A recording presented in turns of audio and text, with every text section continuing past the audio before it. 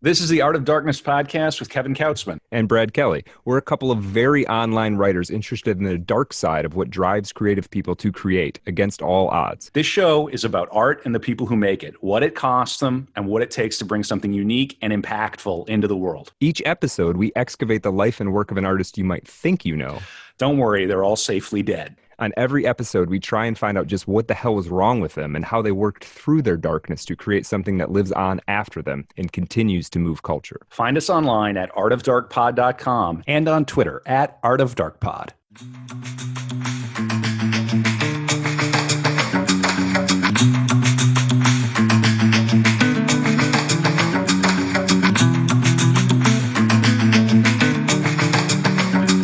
Okay, and we are back with another Dark Room episode of Art of Darkness, artofdarkpod.com, Twitter at artofdarkpod, patreon.com/artofdarkpod. Kevin, is there another Art of Dark Pod thing to say? /Art of Dark Pod at Patreon. Oh, there you go. Okay, there we go. Okay, we're hacking and slashing our way into the double digits. We're into your hearts, hopefully. Yes, and we are getting almost daily like new Patreon subscribers, which is pretty cool, and we appreciate y'all big time. We do. It's awesome. So today, for folks who listen along, you know that we're doing a dark room episode. That means we are talking about a subject which we've already talked about, but sometimes the coolest conversations actually come up in these. And today we're going to talk about the great Philip K. Dick, who just 2 weeks ago or so we did a deep. We're trying not to say deep dive anymore, but we haven't come up with any other term. So core, it's a core episode. Core episode, yeah. Yeah. With the great Aldous Asterian of Force is Simple. So go back and check that out. You don't have to check that out to listen to this, but at some point you're probably going to want to listen to that anyway, because I think it was a banger. So, and as you know, when we do these episodes, we always are joined by somebody who is smarter / better / more interesting than us just by ourselves. And that person today is the great rap game Ed Bernays, David Matthew Olson, mastermind behind Dirty Machines. David, thank you for joining us so much.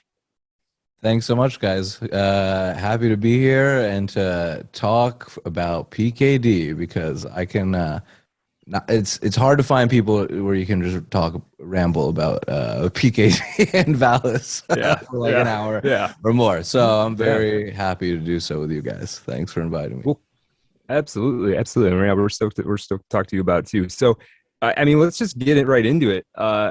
What is sort of if you can remember, what is your sort of Philip K. Dick origin story? Like, what did you run into first, film or book, or where does it start for you?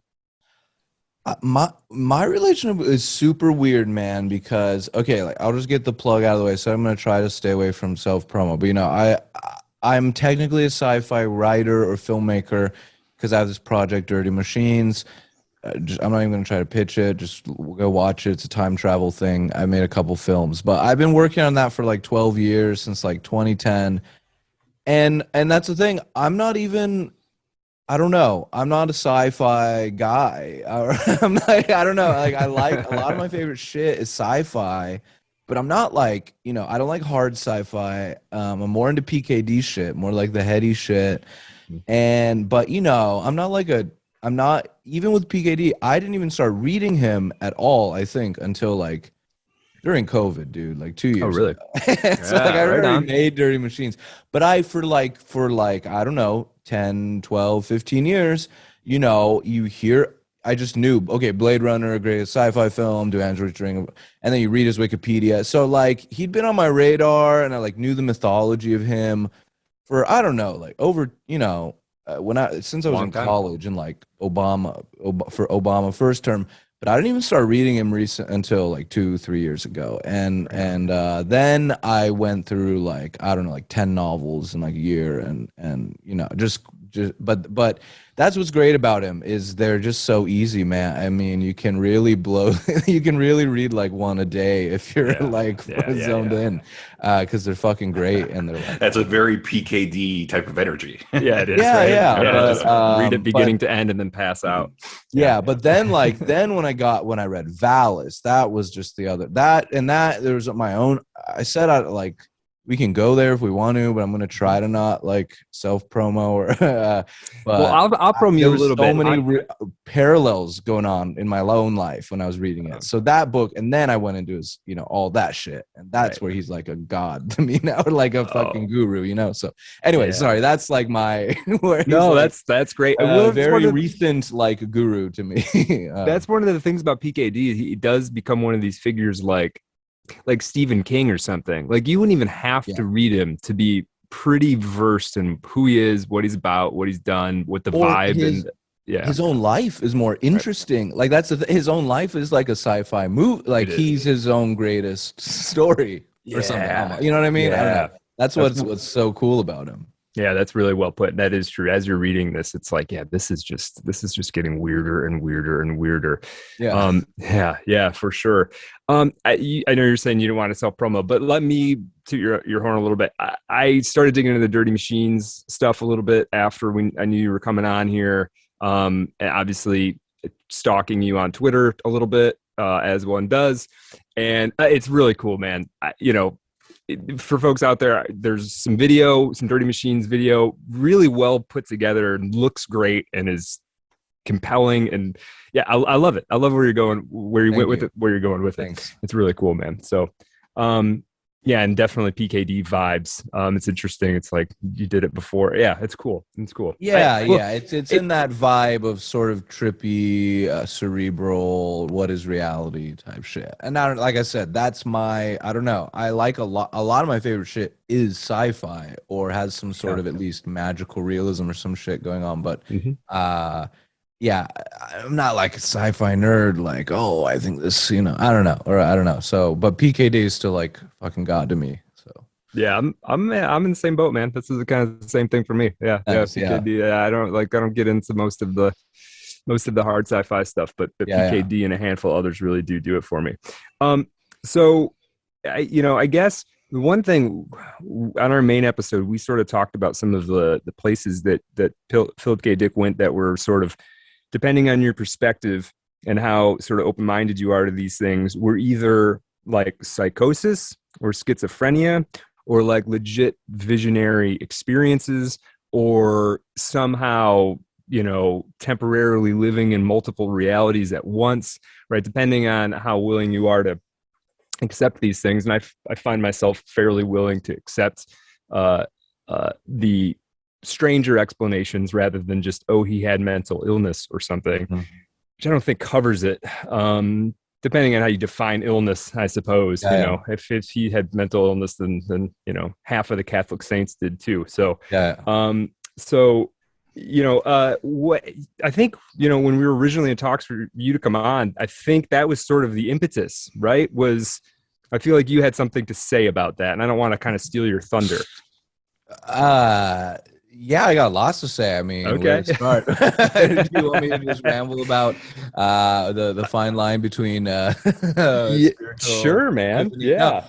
Well, yeah. I mean, when you tease this on Twitter, I mean, we could start that. Yeah, I think a great way you tease this. So let's just get into the LP shit because I think LP is a guy who, I don't know, or you guys covered it great, the whole history of PKD, and you got into the Valis shit and then his exegesis or whatever, and I can just say, that shit is, this whole Gnostic thing, and he thinks that there's this ancient satellite called Valis that's beaming him with a pink beam, and he gets his epiphany. And LP, the rapper, he's in Run the Jewels with Killer Mike now, but he's been doing it since like early 90s or whatever. And right before 9/11, he was recording it's basically his debut solo solo album. Yeah, because he was in Company Flow before that. He was already like there's a great podcast with Open Mike Eagle called What Had Happened Was, and they do a whole season where they go through LP's whole career. And I recommend listening to the whole thing because he's got a very trippy life and a very, I don't know, PKD-esque, like he's like rap game PKD in a lot of ways, but it is. You know, he says he was reading lots of PKD and he was reading Valis, and then like before 9/11 he's recording this dystopia and he has this paranoid vision of the future of crumbling buildings and you know, cities on fire and mass surveillance and just like, you know, Fourth Reich, you know, whatever, fascist dictatorship. And you know, it is pre 9/11, so when he's recording it, it's like this is when like fucking Eminem is like #1 or whatever, and like forgot about Dre or whatever, and everyone's like, "What the fuck? Why are you so like? Why are you talking about the CIA and like fucking, like buildings exploding, like America's the Nazis and shit?" Yeah. But you know, he describes like, "I don't know, man. I don't know where this came from. I just had these visions." And you know, I got a Twitter thread where I screen record all the clips, and you can hear him. You can hear all the highlights if you find my thread on it. But to me, the trivia thing is he said he was like he used to live right by a World Trade Center, and in like 2000 or 99, he said he was like doing a solo. He was on like psychedelic solo, and he like went down there like 4 a.m. And he sent a voicemail to a dude, and he was just like, "These shits are gonna come down. I can see it. Like it's coming. Like the fucking dystopia is coming or whatever." And he said he like didn't remember it, and then like when he was getting ready to put the album together, and like 9/11 had just happened, because that's the thing. He recorded like 90% of it before 9/11, and then he was like, it came out I think May 2002, May or April. Right. So like he basically was in the mixing. Like I think he added like one song. He added like one song, but he'd already recorded like Dead Disney, which was all about when the city burns down, I'm gonna go to Disney World, and it's all about this fucking like American corporate dystopia. And he'd already recorded Deep Space 9mm, and that's all about get behind the bars of New Rome, which. To me, I always see that as a very PKD-esque line of like the Black Iron Prison and PKD thinking, you know, whatever, we're in Rome, the empire never ended. Yeah. So I always loved that. That song to me is a very Valis-esque song, Get Behind the Bars, New Rome. But yeah, but you know, and he gets into it and I think he breaks it down where he says, you know, you can't explain it, but you have this break from reality and you start getting this information downloads, and it is insanity. Like you're literally technically insane. You're like, you're not you're not, you know, you just start running a different operating system or whatever the fuck, or like you're just processing reality in a different way. And but that is essentially what, you know, Valis is all about, or the book, or what Philip K. Dick spent his last years focused on, was figuring this out. But I think LP is kind of a less schizo you know, I like LP. I think they went through the same thing, and I think lots of creative people or spiritual people go through the same exact shit. And what's interesting is Valis is like his weird way to try to interpret it, but I think it's with a little less. It's a little more less self-aware maybe, or a little more self-mythologizing than LP. Yeah, it's like LP. It's like LP had like one download, whereas Philip K. Dick had almost his whole life was sort of punctuated by these things. And the 2374 thing is like the big one. But when you go through his life, you realize he's having these things all the time, just in different sizes. I mean, I love the way he breaks it down. I love thinking about the spaceship of Valis, and my Twitter is often saying like, "Oh, when you get hit by the pink beam and all that shit." But like, I don't know. It is kind of, to me, it's a little bit like endearing, almost, when you compare it with like someone like LP, or like that. The way, I don't know, it seemed like PKD, it was so intense for him.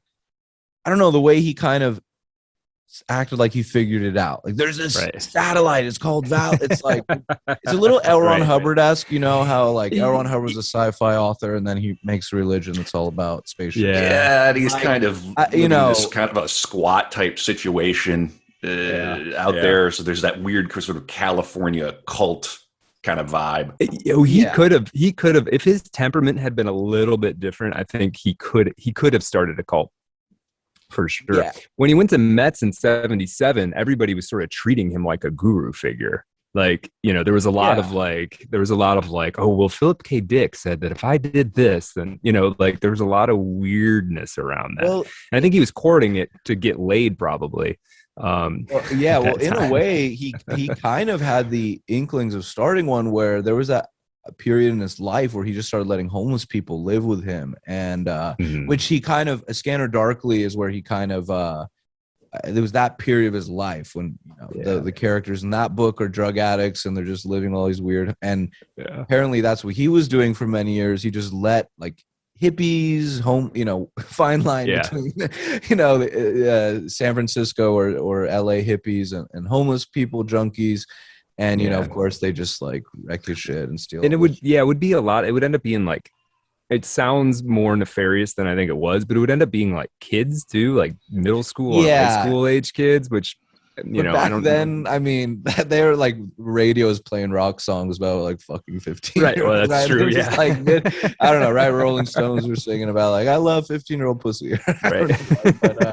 So it wasn't, to defend PKD a bit. You'll notice that they haven't come after the Beatles yet. The Beatles, they got around. Yeah, for sure. Yeah. So that's like that. And the LP thing is interesting because I remember I was way into that like when it came out, right? So like 2002, 2003, that hit me. I was tuned into independent like indie hip hop and that stuff. Yeah. That album hit me like a ton of bricks. And I remember listening to it and being like, this might be the best science fiction novel of like the decade, this album. Yes. Well, Stepfather Factory and Time Out of Joint, like it's so good. Well, so let's see. I was only like, I guess 12 or 13. I'm born in 89. I was only like 12. But I was getting into it by the time I was like a sophomore, like 15. So I was like 04, 05 heavy into. But yeah, that's what's amazing is it is a great work of science fiction. It should be nominated for a Hugo or nowadays it is more common. What's their name? That other hip hop, trippy hip hop starts with a C. They do fucking sci-fi concept albums, and they did win like a fucking Hugo or some shit. It's gotten more common now. Like, but he was really pretty early on that of like I'm gonna do, and the whole thing. The way the album opens sounds like some. I compared it to like some 2001 type. Space Odyssey type epic, like a space opera intro. And the whole thing is just like, but what's so wild is he wrote it all before 9/11. When you listen to it, you'd think, oh, this is a guy, this was written like 03, we're already invading Iraq. This stoner rapper has already been on conspiracy boards for like 2 years. And like, but it's that's what's trippy. You listen to Dead Disney and you're just like, dude, the vibe was not this in the year. I was old enough to know. I was, I was only like 12 when 9/11 happened, but I was old enough to know the vibe was way different. No one saw it coming. No, everything was sweet. The economy was good. The internet hadn't like made us all brain sick yet. We had the tech bubble and Y2K. Yeah. We were afraid. Okay, Y2K. Oh my God, the nukes are all going to go off. But like, I mean, I don't know. Besides that shit, like, so yeah. But that's what's I like to though, like with the whole Valis stuff and PKD, it really is in way I love the to me it's a bit laughable, the whole spaceship thing. You got a pink laser from a satellite. What I really vibe with though is his whole zebra shit. That shit hit me like a ton of bricks reading the book. And it also was weird timing because I was in the hospital in the ER. I was born with heart problems. I've had a heart surgery as a baby, and then I just had another heart surgery in 2020. Oh, geez. And yeah, so it was very weird. I was reading Valis at this exact time. I started getting weird heart palpitations. I went to the ER, and then I needed to have a surgery a few months later. But I was in literally like just been admitted in the ER, and then I read the zebra part about like, you know, the same way there's things in nature like chameleons, or, you know, like insects and shit, they blend in, and like, you know, it's not that those bugs are so intelligent. They're like, let's paint our backs, you know, like it's just nature did that. And he's, you know, he goes in this concept of, he calls it the zebra. He's like, there's like an intelligence in the universe that like we can't see the same way that certain let's say prey are can be completely disguised from their predators through this higher intelligence. Like there, and yeah, I guess like the way he kind of visualized as like, imagine you're staring into the jungle, and then this sort of, you know, zebra pattern like a psychedelic pattern appears, and that's like, you know, God or whatever, just like this force we can't see, but it's controlling everything. And, you know, that's the shit I really think I vibe with all of his ideas in Valis. What I just think is a little, that's why I thought it was maybe good to start with LP, because I think I think PKD, it's not that I necessarily disagree with anything he's saying. The Gnostic stuff, the Empire never ended. I'm like down with it all. I'm like, yeah, dude, we're in I agree. It's just the way he kind of tries to act like he has such a grasp on it. Like it's a satellite called Valis, and they were in a prison, and it's just like, well, things maybe beyond our comprehension. But yeah, you're grasping in the right direction, dude. Yeah, he would sort of, I think the one thing is, it's like he would sort of reinterpret all this stuff over and over again. And then, yeah, there were the Valis, he would kind of, in the writings, makes it seem like he's got a complete grasp on it. But then like a year later, he would sort of change his take to some degree, you know, or in the exegesis, he's like, all right, this is what happened. No, hold on. This is what happened. And they sort of, there's all these varying different interpretations, which, yeah, the Valis stuff is almost a little hokey in a way. I'm more interested in the sort of the Gnostic side of it, like you know, there's some kind of evil creator god situation happening. But it does remind me, the zebra thing reminds me of, are you familiar with Diana Walsh Pasulka and the whole American Cosmic stuff? No. Okay, so I want to beat this to death, and I haven't prepared, and usually I'm prepared for something like this, but this just reminded me. So this woman, Diana Walsh Pasulka, she's a religious studies scholar from, I think, University of North Carolina or something, somewhere in North Carolina. She did this, she wrote this book about UFO cults, almost as like a religion, right? Like as a new 21st century or 20th century religion. And then she started coming into contact with all of these people who are like, listen, this is actually real. Like this isn't just a bunch of weirdos worshiping UFOs. And they put her into touch with what she claims is like military intelligence, right? And these people call this guy named Tyler, this guy Tyler shows up in all of the UFO, like deep UFO threads about UFOs, military intelligence, and what they call extended intelligence. Okay. Extended intelligence, I'm not going to get too deep in this, but it's very PKD. The idea behind extended intelligence, and there are some Twitter accounts that are purportedly extended intelligences.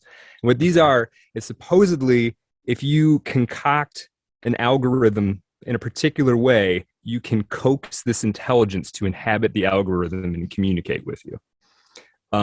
And there are some very unusual Twitter accounts that purport to be this, that are very strange. Okay. And there are people who take this serious. Diana Walsh Pasulka, I think, takes the extended intelligence thing kind of seriously. There's a couple books on it. This guy, Rick Rojo, who's on Twitter. The Bledsoes, I think, have sort of mentioned it. So it's sort of out there, and it's a very PKD thing where it's like, listen, if we just arrange this computer in a certain way, the spirit will talk to us. It's very sort of techno magic. Wait, sorry, just so if I can try to summarize it. Yeah. So it's believe if you create an AI, like a chat bot. Yeah. And that chat bot then talks to itself or something. Right. But then this higher intelligence will be summoned and talk to the chatbot. Yeah, and that is a thing called. Okay, well, I don't know. I think the chatbot thing is actually separate. I think the chatbot Right. is like its own kind of project. This is some other similar looking effort, and I don't know what's under the hood of either of those things. I mean, Yeah, I'm not I'm not guy, military really. intelligence. I'm not a genius like that, but like, I don't know. To me, that just sounds like whatever intelligence you think you're summoning, extended intelligence. I mean, isn't that just a response to whatever you programmed? So therefore, I don't know. It doesn't. I don't Yeah, know. no. See, that's the thing is, I wonder like if if I what's program happening an with AI to say what, how would you, hi, how are you today, or would you like right. milk in your coffee? And then it says yes or no. Like, I'm not Yeah, like, oh my god, that's the god of yes right. to milk and coffee. I just summon. I don't know. Like, Yeah, no, I'm totally with you. I think probably what's going on with those chatbot things, it's like one of these things where like you end up thinking you're talking to something else, but you're actually sort of in a roundabout way talking to yourself, kind yeah, of. Right. It's like you've put humanity into this thing and now it's kind of talking back to you. And then you get this sort of like infinite reflection thing going yeah, on. yeah, yeah. Yeah. Yeah. Well, I that's don't what I know. think just Twitter is. I think we're all Yep. literally just talking to ourselves on there. I think we're all I think I've tweeted it before, like everyone on Twitter is a bot except yourself. And Right. that's how you have to treat it. No, but you really have to, Mm. because odds are it's not true. There's lots of bots on Twitter, but I mean, just to be on the safe side, it's better to assume it's over 51% bots. And therefore, you might as well just assume it's all bots. So you don't get disappointed when one day you realize it's been bots you've been talking to for years. You know? That's a pretty good point. But I don't know. That's how I tried it, but I still lost my goddamn mind on Twitter. So don't take my advice about how to do it. So. Yeah. It's tricky. It's a fine line, you know. It's Yeah. it is one of those things where yeah, you kind of can't take it too seriously, but also it sort of forces you to take it kind of seriously at the same time. Like Twitter's a strange game to play. Well, it's just fucking weird that we live in a world where global fucking things, global news, history books are written on Yeah. Twitter. Trump tweets some shit and fucking then a country's economy collapses or something. And like, Right. I don't know. And then you get, so Well, then. and then it's funny like, too that like a normal person couldn't interact with that and actually, depending on how it comes across, actually impact it, right? Like yeah. you can Well, Elon can say something, you could tweet him if he happens to see it and it triggers him somehow, he can respond to it. And all of a sudden, like a that's what's rando scary and about it. yeah, it's very strange. Yeah. Yeah. But I mean, speaking of that, about having extremely paranoid mindsets, we get back to PKD. I mean, yeah, we got into extended intelligence stuff from Zebra stuff, and Mm-hmm. all that is like, yeah. I mean, I was a bit skeptical on this extended intelligence concept, Mm-hmm. but Me the Zebra too. stuff I vibe with, because I really, that's what I love. His I don't know. I feel like sci-fi can often be extremely rationalist, and like I used to read like Richard Dawkins in college, and now I'd like really hate that whole like smug atheist, like, and that's why I guess why I think all of PKD's writing is great, is it is this science fiction where he's grappling with like human nature in the face of technology and innovation and shit, and he was writing that on the cusp of so much like new technology being introduced to humanity.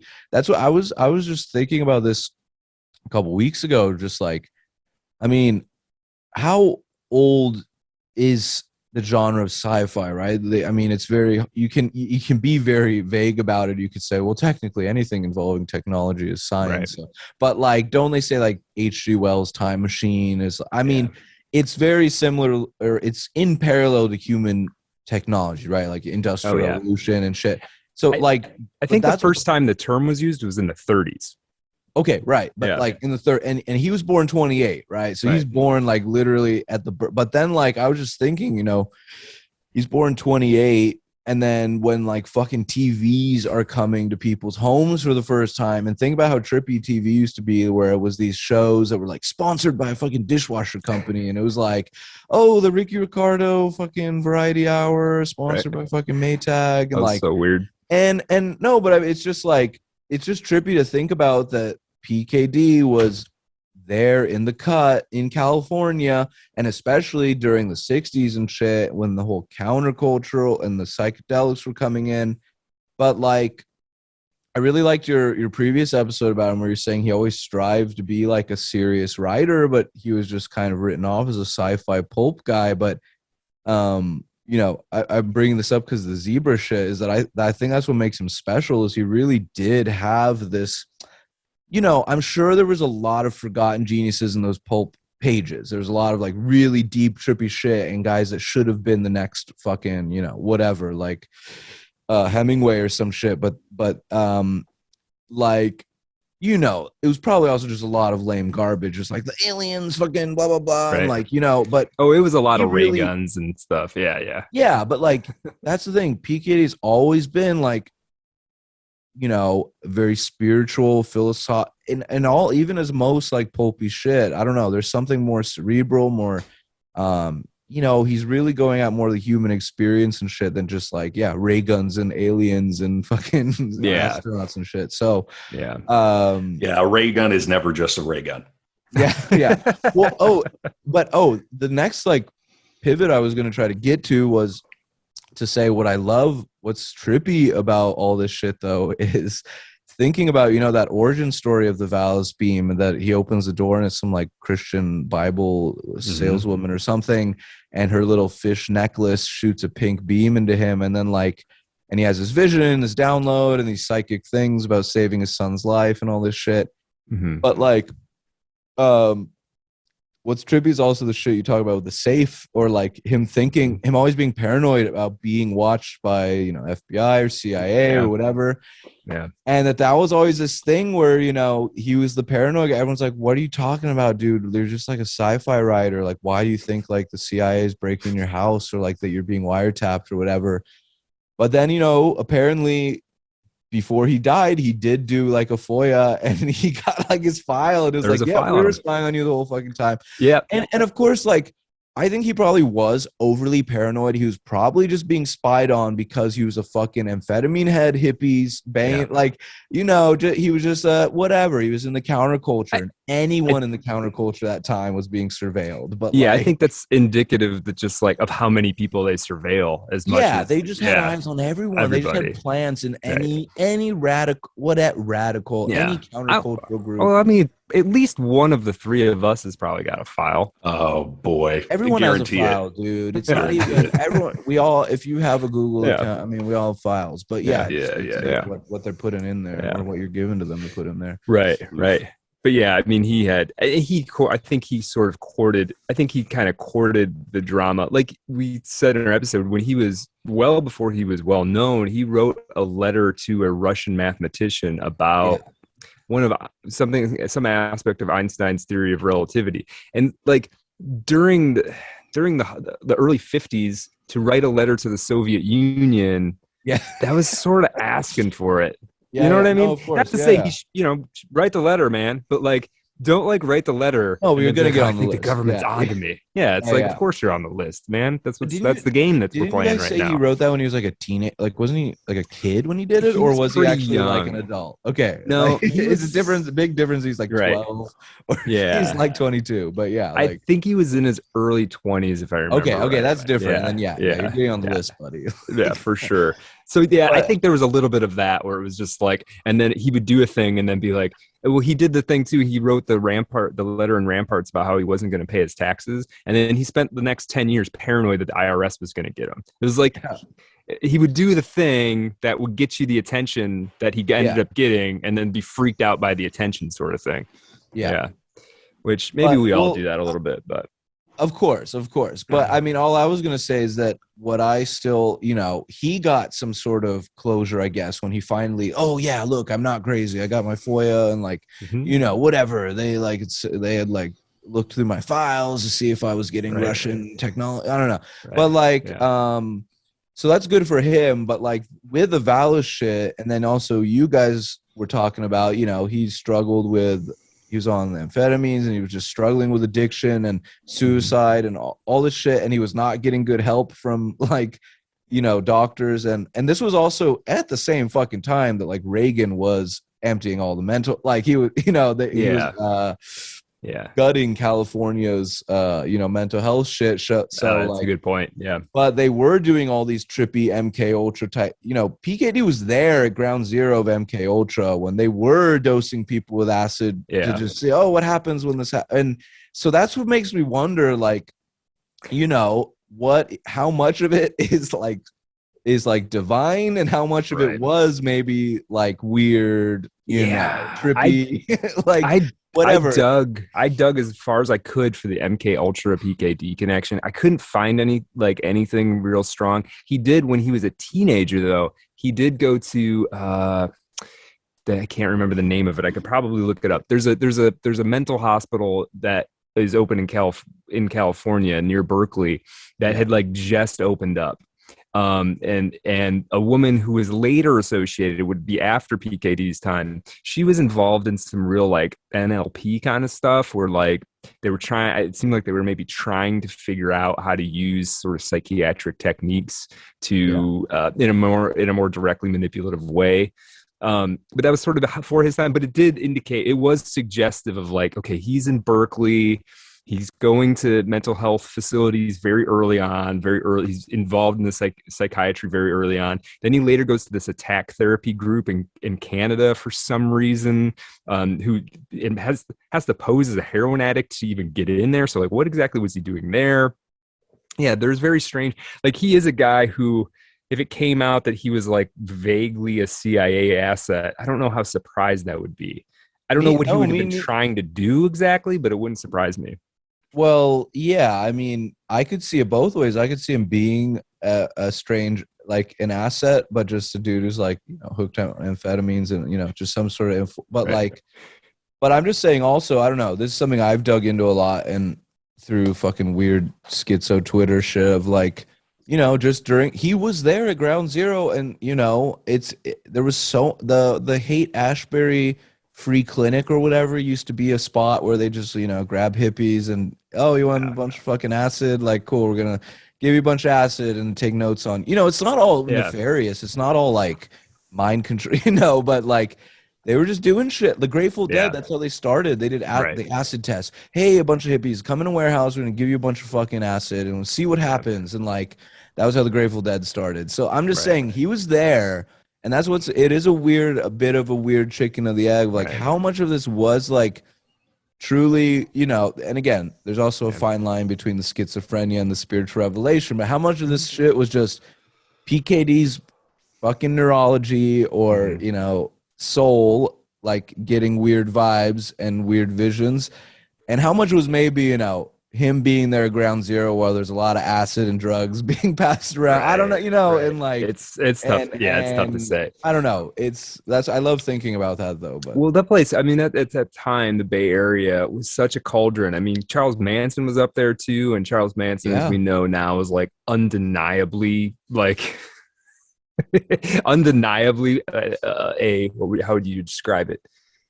Some was being experimented on or manipulated or was part of CIA intelligence efforts. Like nobody can really deny that anymore. And then the Grateful Dead stuff, the larger MK Ultra program, Ted Kaczynski, and it doesn't sound that strange to make a PKD bullet point on that list to me. It doesn't really, and the geography and the timing makes sense. Yeah. But anyway, I don't know. I just love like. I love just thinking about both versions, just like, maybe he is this, the way he described it, some sort of secret lineage of undercover Christians passing on, the empire. Like how much of this is this Black Iron Prison trippy shit, and then how much is him just being a guy doing a lot of drugs in the Bay Area during the 60s, during Vietnam, tripping out. And, and kind of just writing like political analysis through like acid head, I don't know, there's a fine line, or I think it's a hybrid of both, and it's fun figuring which is kind of the interesting thing about it. And maybe it's, you can never quite pin it down exactly. Like, trying to trace it maybe to exactly what was going on isn't it's not as fun as just kind of living in all. And he had these. This is the other thing. In this episode, we talked about like a bunch of different like aspects to these PKD-ness, of Valis, and the one thing we didn't talk about, apparently for a while, he was getting downloads from a voice. I think this was the one that he referred to as the AI voice. That was like, he claimed was trying to position him in a manner in which he would like take down Nixon, not in a like assassination way, but like politically. So it was like telling him to write letters, and I don't have the details at my fingertips. But so depending on what year it was, PKD was living in some slightly different science fiction adventure story of his own, imagination, kind of thing. It's very, very strange. Well, that's I guess that's why before I was kind of saying Valis is, even though I think PKD is like a guru or a god to me, like Valis is a bit funny. I think it's the Nixon shit is when you're reading it, it gets a bit goofier. It's like, dude, you really think that like this Gnostic battle, like, for like control of this fucking realm, like it all is to do with fucking Nixon's it's like, I don't know. It's just a bit like he was a bit like too caught up in current events, like, and and Valis really, really wants Nixon to win, or I don't, or like not be impeached. No, like we have to wait for King Felix because Nixon got him, and it's just like, I don't know, on a cosmic level, the Zebra cares that much about Nixon, dude, and that's where it gets, a little. I had the same vibe. It's like, Nixon's not that big. Like, it's not that. I don't know. Maybe he was onto something. Maybe the fucking future of humanity was all in Nixon's hands. But it's I don't know. Butterfly effect, right? Yeah. Oh, so on this, I'm going to read a great piece of. It's not by PKD. It's much more recent, but it's very Philip Dickian. And I want. Well, Kevin, you can jump in on this too. Why don't you guys tell me who this is? The elite are all about transcendence and the secrets of the universe and living forever, and they want to know all this stuff. Some are good, some are bad, some are a mix. The good ones don't ever want to organize. The bad ones want to organize because they lust after power. Powerful consciousnesses don't want to dominate other people. They want to empower other people, so they don't get together until things are really late in the game. Then they come together and evil is always defeated because God is so much stronger. Einstein's physics have showed it. Max Planck's physics have showed it. There's at least 12 dimensions. That's why all the top scientists and billionaires are saying this is a false hologram, this reality. It is artificial. Computers are scanning it and finding tension points where it's artificially projected, and gravity is bleeding in to this universe. That's what they call dark matter. So we are like a thought or a dream that's a wisp in some computer in God's mind, whatever you want to call it. They're proving it. It's all coming out. Now, there's a sub-transmission zone below the third dimension that is just turned over to the most horrible things. That's what it resonates to. And it is trying to get up into the third dimension, which is just a basic level consciousness layer in order to launch up into the higher levels. Our species is already way up at the fifth or sixth dimension of consciousness, our best people anyway. But there's this big war trying to basically destroy humanity because humanity has free will, and there's now a decision as to which level we want to go. We have free will, so evil is allowed to come and contend, not just good. The elites themselves believe they're racing, using human technology to try and build some type of breakaway civilization where they're going to merge with machines, transcend, and break away from the failed species that is man. All right, so anybody guess who wrote Alex that? Jones. Yeah, that's right. I know. Yes, it's on Joe Rogan, right? That was. Yes, dude, this is gospel to me. I was like, no, I wasn't reciting it, but this is gospel, man. I love it. Yeah. Hell yeah. Yeah, no, I love that bit. I love that bit too, and so much of it like resonates for me. But it was when I heard it, I was like, this is like basically exactly what Philip K. Dick was saying, right? Like, in a way, not exactly, because there's not. Philip K. Dick said so many different things. You're never going to line up exactly with. Well, but this could be an exegesis. I could see this being a page out of the exegesis. I would say it's actually kind of like Alex Jones's 4D Valis, because if, correct me if I'm wrong, maybe in the exegesis, PKD goes into other.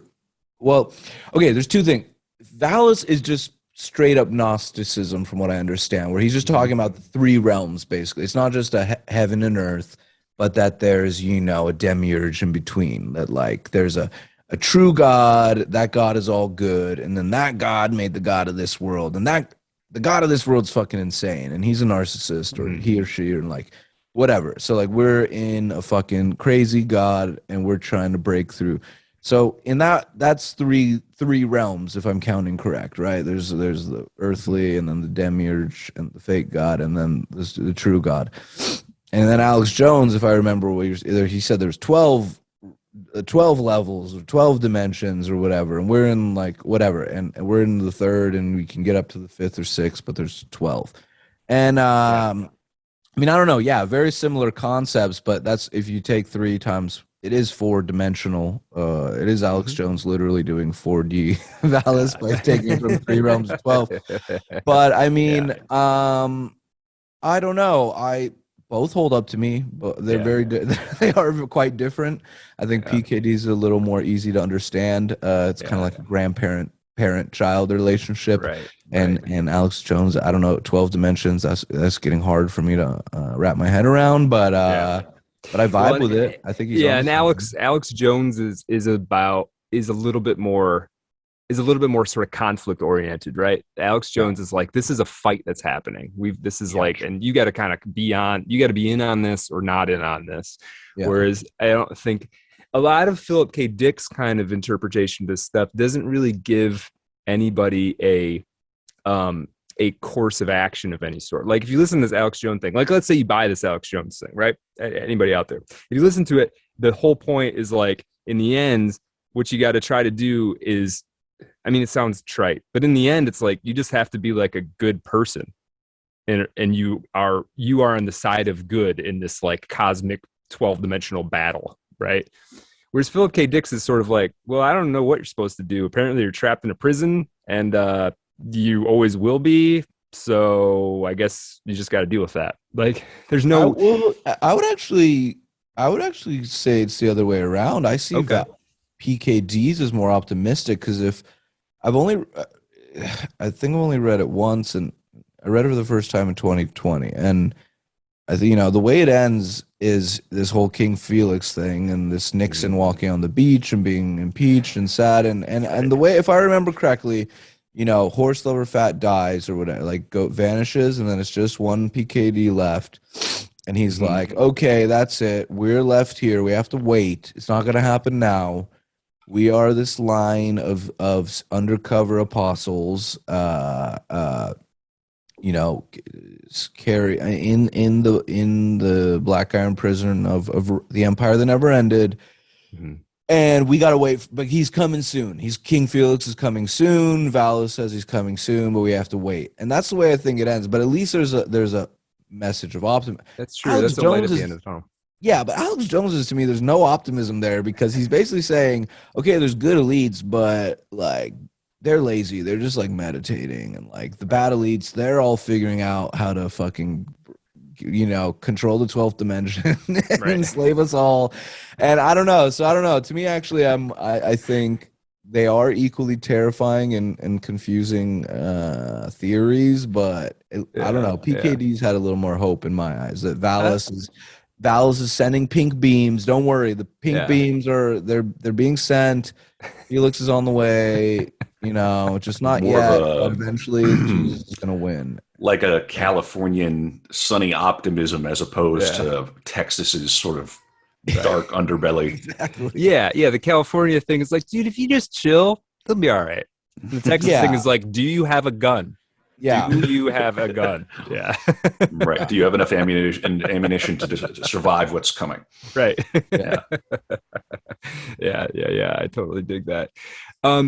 So one thing I want to get into this more when we do our After Dark for the Patreon only. We're going to talk about some. We're going to talk a little bit about the slight PKD like experience that we've all collectively had. And I got a little, almost like a game we're going to play, but that's for the After Dark. But I want to talk a little bit now about like, and I'll talk about, something maybe has happened to me.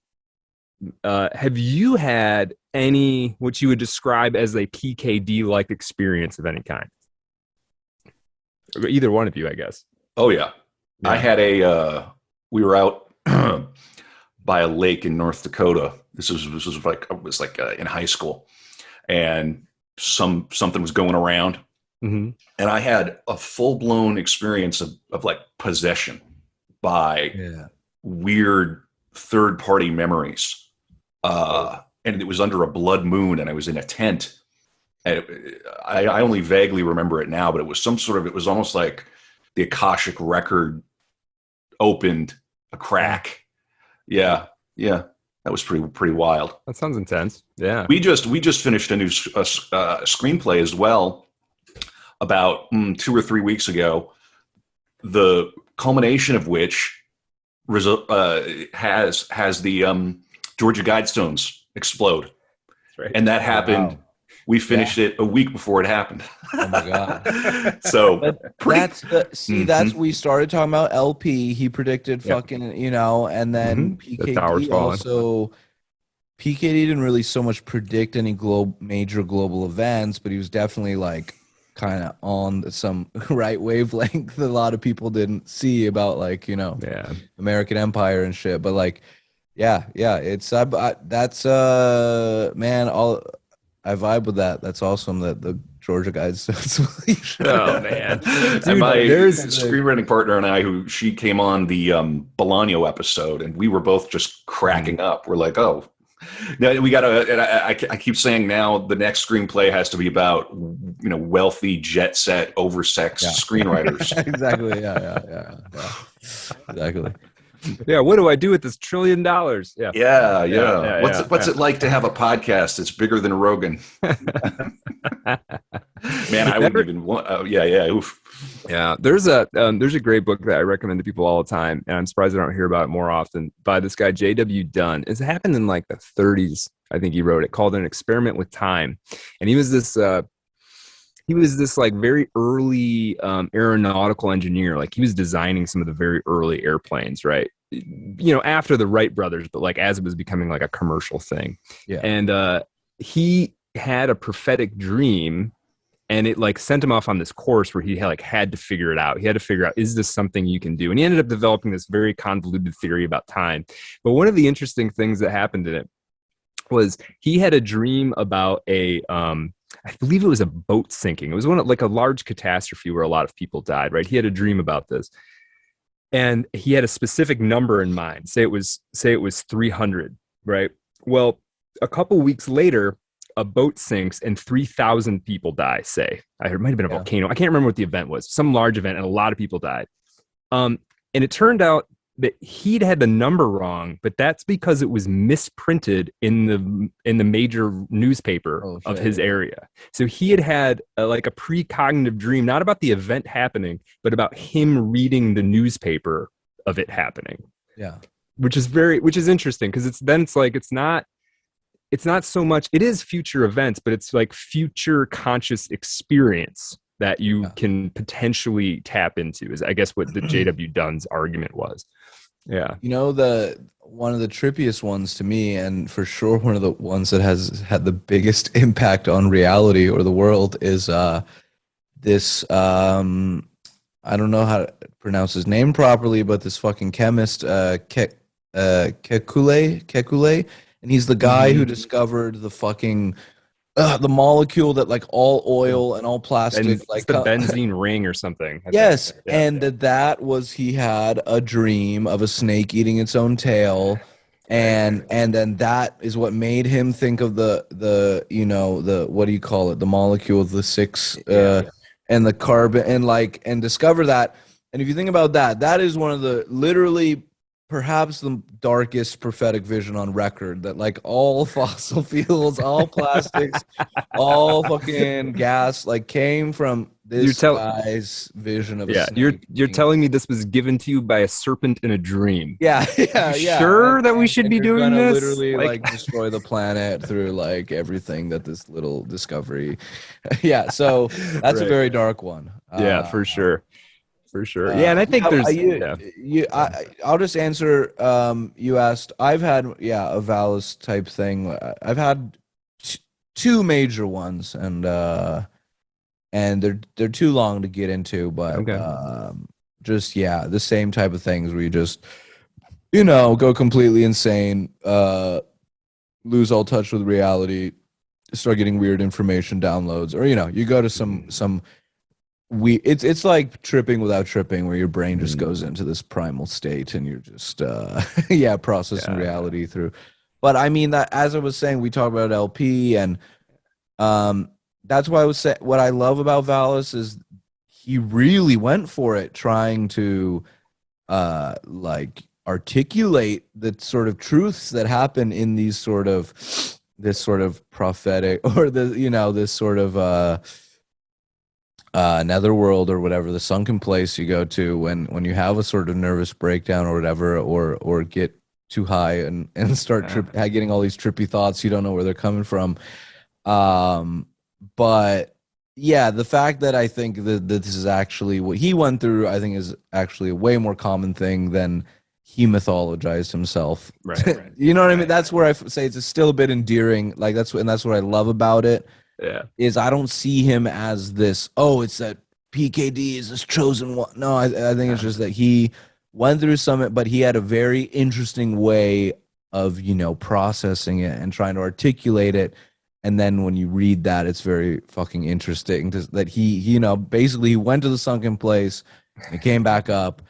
And most people either just like go like, oh my God, that shit was scary, I don't want to think about that, or like whatever, I just fucking move on and I'm not going to let that define me. And he let it define him. He just went, I went fucking crazy, and like I need to figure out why I went crazy. Yeah, and that's cool because he gave us somebody's got to do it. I mean, he kept doubling down, and I think a lot of people like maybe brush up against experiences like this, and they kind of ignore it, or they push it away, or that's crazy, or they don't ever tell anybody.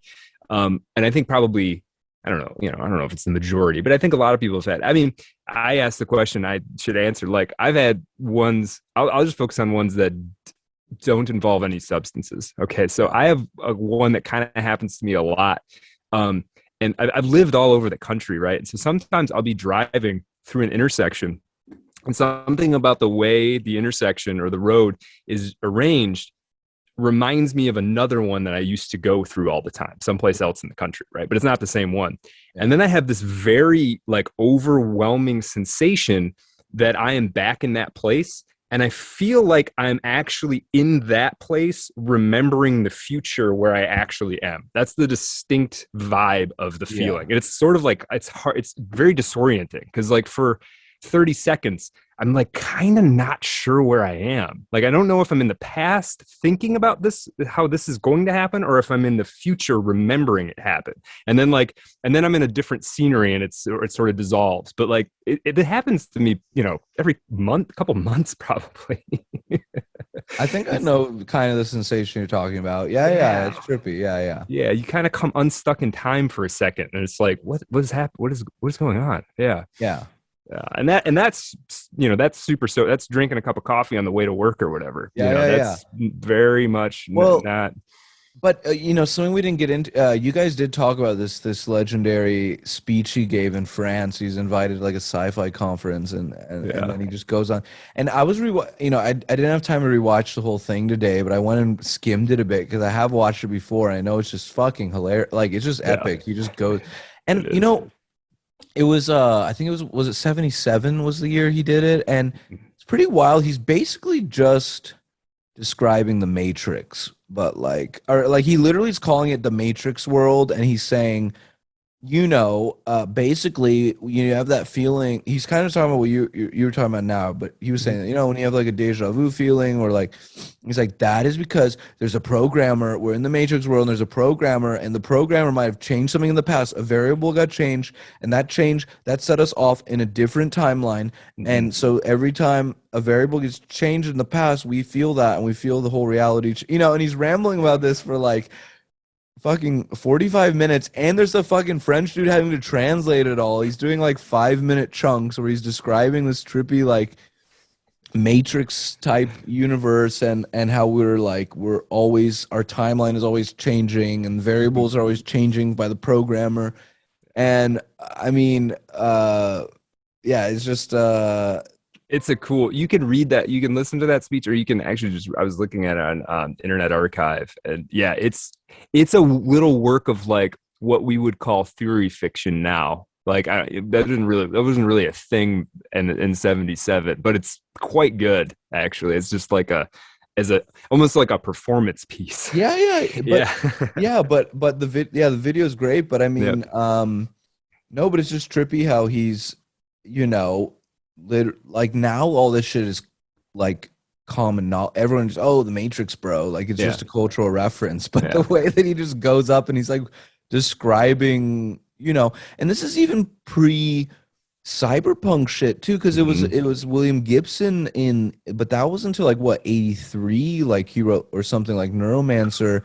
And that's supposed to be, you know, that's like the proto Matrix, like hacker, cyberspace, like these sort of concepts of like this sort of alternate reality or, you know, cyber. And like, so it is pretty trippy that his brain was fucking thinking of these, you know, and again, though, how much those nature and nurture, because he is in the Bay, he's in Silicon Valley. Like he is like, he's close to Stanford and shit. Where, you know, he's close. So you got to wonder, like, how much of this is that he was getting the first glimpses at early fucking computers and, you know, hanging out with fucking hippie computer programmers and you know, being a first, like an early adopter to these concepts. Right. And then processing them through his weird drug addict sci-fi brain. But like, well, there is like this idea that like nobody really comes up with anything. You just kind of catch it, right? Like, you know, this is not original. Like, oh, the steam engine was invented in 3 places within a few years, whatever it is, right? People talk about this all the time. I mean, you can imagine if there's any truth to that, you can imagine that every once in a while, there's somebody who's hypersensitive to it. And if Philip K. Dick is sitting in Silicon Valley in the 60s and 70s, dropping acid, slowly breaking his brain on amphetamines, and is wide open to this stuff, like who knows what's getting in there, right? Well, and that's why I say that as much as there's parts of Valis you can laugh about, or his own, like, you know, all that shit. There's parts you can laugh about and be like, okay, this is a guy who's taking way too much amphetamines, and he's just like, you know, he should be able to sort of normalize these type of thoughts or whatever. But yeah, I mean, that's where I don't know. Again, I was in the fucking hospital when I was reading the Zebra part. So I myself was in a fucking emotionally vulnerable place. But that is a concept that, you know, and yeah, I vibe with what you're saying, that he was maybe not even necessarily hanging out. Maybe he could have been a CIA asset, getting like being an informant in the counterculture, and then getting inside tips from military intelligence dudes. Or maybe it was all vibes. Maybe he was maybe there is some Zebra energy that he was the thing he was describing is true, and maybe he was literally just tapped into the fucking zeitgeist of, like, you know, maybe his brain was downloading data, but like not from an alien satellite, but maybe his antenna was just picking up the consciousness of the Silicon Valley. The Bay at that time. I don't know. Who knows? But that's what I love about him, is like his life alone is like its own sci-fi. You can you know, like just think about his life as this epic character. And I don't know. It's interesting too, and it is interesting that it does kind of demand, demand's too strong a word, but it does kind of demand a little bit of explanation, right? You start to scratch the surface on his life, and you're like, wait, what? Like, and I mean, we kind of talked about this before. It's like, well, it's all just amphetamines. Well, how come nobody else on amphetamines writes all this stuff, right? Or it's just this. Well, like, he ends up being this sort of unique figure, even if it is just sort of a perfect storm that creates of everything, right? But the twin sister thing definitely is I think that's it. That's sort of where it all starts. Can't put it all on the. When you say how a lot of people were hooked on amphetamines, they don't become PKDs. Well, the twin sister thing mixed with with a bunch of other shit, mixed with being in the Bay Area in the 50s, or in California at least throughout the 50s, 60s, and 70s, and seeing all this shit. And I think that if you're already a naturally paranoid guy and then you're taking a bunch of fucking meth, being tweaked out all the time, and I don't know, like, he had plenty, let's just say, of source material to draw on to be a paranoid sci-fi guy. That at that time, they were using a lot of the fucking wiretap, you know, a lot of new military technology was being used at the time, and his brain was definitely getting legit real signals. But it was from, like, you know, FBI vans, like Right. I don't know, like having bugs in every hippie house. I don't know. Yeah. Well, this has been great, man. So that's about an hour. Yeah, I really enjoyed this. Yeah, Let's we pick it up on the Patreon. for Patreon. On the After Dark, we're going to we're gonna talk a little bit about, and I know everybody knows about this already, but we're gonna actually talk about it, the Mandela effect, and how I think the Mandela effect, whatever it means, is the PKD experience we're all having right now. It's emblematic of it anyway. So we're going to talk about that a little bit and then wrap a little bit more just about Philip K. Dick in general. So Rap Game Ed Bernays on Twitter, the great David Matthew Olson, mastermind behind Dirty Machines. Please go check that out. I was going to say follow you, but it sounds like maybe Twitter is not your milieu anymore. I don't know. No, you can follow me. I still definitely follow it. Yeah. I'm just over it. It's like Twitter's a game and I already won, which or lose. It's the same thing. Twitter is just a video game and you play it until you win or lose. But winning or losing is you just lose your fucking mind. And I did that from Twitter. So I'm still going to use it. It's just the game I won or lost. I'm not sure which one, but either way, I lost my fucking mind. So the game's over. Well, I think at least follow me. I still stand by all my old tweets, and you've got some bangers out there for sure. Thank you, thank you very much. I appreciate that. Yeah, absolutely. I'm glad it was all for some, or at least there were some bangers that came out of my goddamn mind. Well, yeah, man. I don't mean to laugh at you losing your mind. I'm sorry. No, you should. It's great. It's great. Very on brand for this episode too. Yeah, exactly. Yeah, right. All right. Patreon.com/Art of Dark Pod. If you like what we're doing, support the show, and we will reply to you on Patreon. Brad's also very active on Twitter too. Yeah. I haven't won or lost yet. I haven't won or lost yet, but I'm getting there. Right. Well, as soon as you become a podcaster, you've lost. The jig is up. All right. Let's come back and do the After Dark. Yeah. Really appreciate you coming on the show. Thanks, guys. I look forward to talking further. Yeah. All right.